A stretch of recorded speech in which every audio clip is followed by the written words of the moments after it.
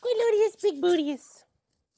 Ladies and gentlemen, we are going to be addressing some things on this thing. I did get this running, as you saw last video. If you haven't seen last video, go check it out. Link in the description. First thing I would like to tackle, these plastics are absolute garbage. Garbage, garbage, garbage. Now, I don't really have any interest in replacing any of these plastics because plastics are dummy expensive. So I'm just gonna be throwing a butt ton of zip ties at it.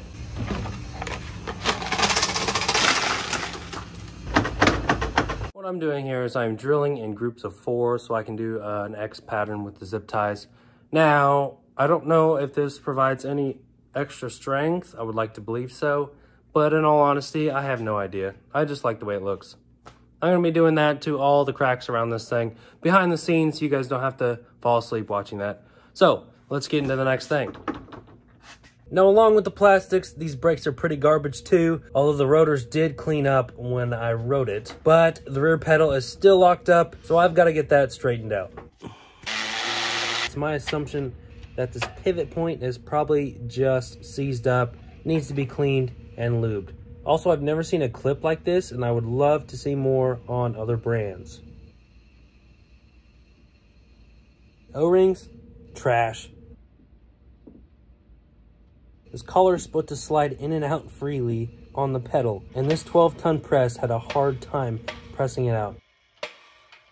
It's drier than a freaking popcorn fart. This is my genius way of cleaning out the inside of the pedal. It's literally just a wire brush and a drill, but it was very handy and it worked really well.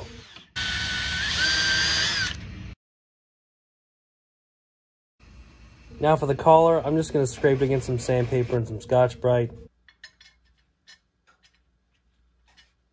Spread some grease on both of these parts.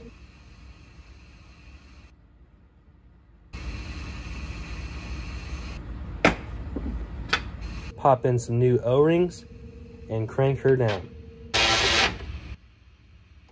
Look at that! Crocs! Oh, and the brake works. Alright, let's see how nasty this front master cylinder is. Oh, yep. That's nasty. I'm going to clean most of this up with a rag and get the smaller areas with a Q-tip. Instead of feeding all the air through the system, I like to make it come out of the top first. Without opening the bleeder valve, I fill the reservoir and squeeze the lever till there are no more bubbles coming to the surface. Here is the bleeder valve. Here is me removing the bleeder valve condom. Pump it up a couple times. Open that valve with dad noises. Close the valve.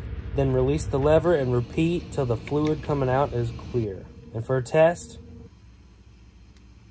Oh look, they work. Next thing I'd like to fix is this 4-wheel drive. If you listen close, you can hear the actuator actuating. That's good, but why is it not engaging?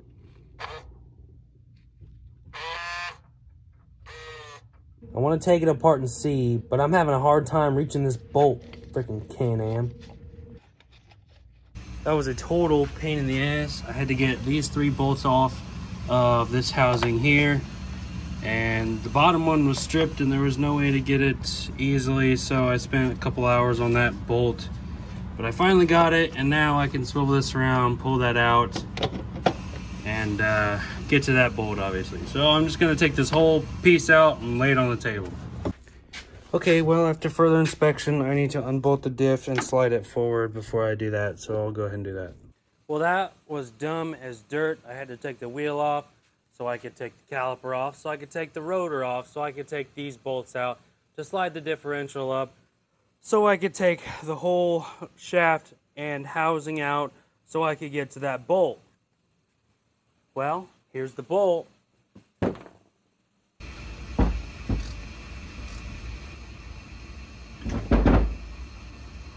I don't know exactly how this thing works, but I did notice a lot of play in the spline collar that slides over another shaft that engages the 4-wheel drive.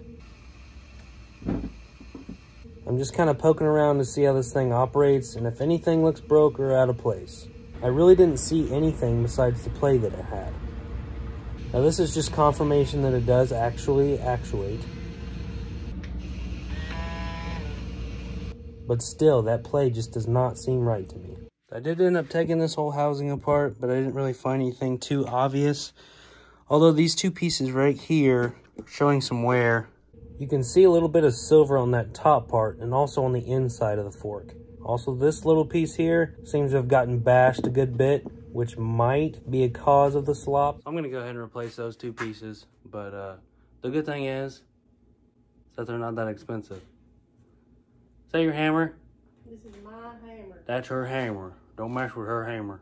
While I'm waiting on those parts, I might as well keep working. I'd like to get a gear selector made up for this legit K-Wad. It's just a pain in the ass how it's broken underneath the plastics. It actually looks like somebody thought a little JB weld could do the job. Alright, so I scavenged through a couple parts that I had, and I found this big old boy, which is pretty much a output shaft on a brute force 750. Just an extra I had laying around, so it's a good candidate. I'm not going to do anything with it, but chop it up and use this part for the shifter. And then they did find me a bolt with the same exact thread pattern, and it's pretty much the perfect length. So all I got to do, cut that tab off, weld that on there, and I've got the measurements pretty much for everything that I need. So let's get to it.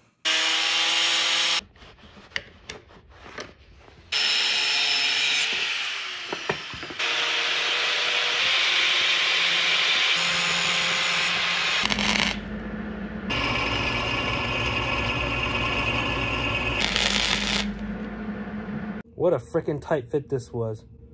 I literally almost chopped up the plastics a little so I could slide this thing through, but I did end up finding a spot where it would go through. Seems to clear everything pretty nice, so I think I'm happy with that. Now for a coat of primer, some black paint, and some clear.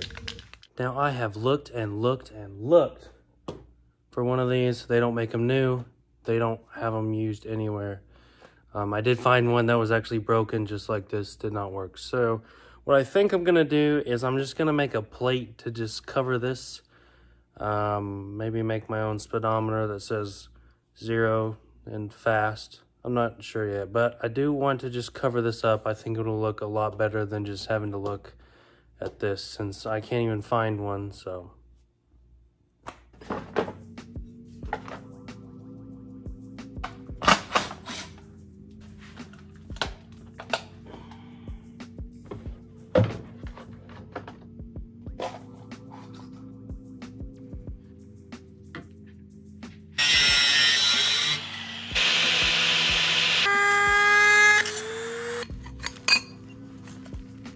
Well, this is about what it's going to be looking like. I did have a pretty cool idea. I thought about just putting my own lights in it, like park, neutral, reverse, and four-wheel drive. But I have to trace down all the wires and figure out how that's going to work before I can go and punch holes in the pretty little piece that I made. So I'm kind of waiting on everything to get here for the four-wheel drive so I can throw it together so I don't have to keep it up like this.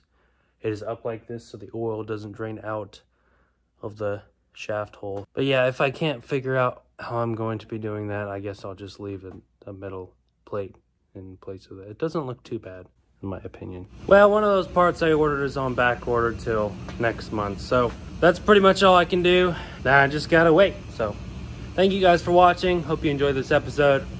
See you later.